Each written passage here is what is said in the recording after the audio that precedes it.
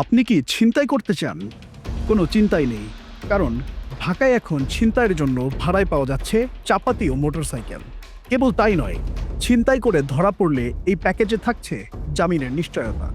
সম্প্রতি সামাজিক মাধ্যমে ভাইরাল এক ছিনতাইয়ের ঘটনার তদন্ত করতে গিয়ে এমনই এক অভিনব চক্রের রহস্য উন্মোচন করেছে পুলিশ।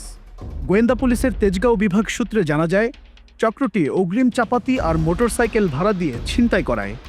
ছিনতাই শেষে মালামাল আবার চক্রের মূল হোতার কাছেই বিক্রি করতে হয়। এছাড়াও কোনো সদস্য গ্রেপ্তার হয়ে কারাগারে গেলে জামিনের বিষয়েও টাকা পয়সা অগ্রিম দেয় চক্রটি। গত 11 জুলাই সিমিয়ন ত্রিপুরা নামে এক ব্যক্তি রাজধানীর শ্যামলীতে সর্বস্ব ছিনতাইয়ের শিকার হন।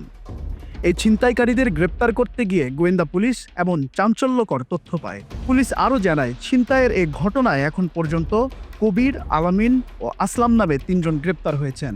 কবির এই ছিনতাইকারী চক্রের মূল হোতা। তাদের কাছ থেকে ছিনতাইয়ে ব্যবহৃত মোটরসাইকেল ও চাপাতি উদ্ধার করা হয়েছে। ডিবি সূত্র বলছে, এমন দুর্ধর্ষ ছিনতাইকারী চক্র এই প্রথম চিহ্নিত হয়েছে, যারা ছিনতাইয়ের জন্য চাপাতি আর মোটরসাইকেল ভাড়া দেয়। এই ছিনতাই প্যাকেজে চাপাতি ও মোটরসাইকেলের ভাড়া পূর্ব নির্ধারিত নয়। ছিনতাই করার পর মালামাল কেমন পেয়েছে তার উপর নির্ধারণ করে ভাড়া পরিশোধ করতে হয়। প্রতিদিনই রাজধানীর কোনো না কোনো জায়গায় চাপাতি, মোটরসাইকেল ভাড়া দিয়ে ছিনতাই করাতো চক্রটি।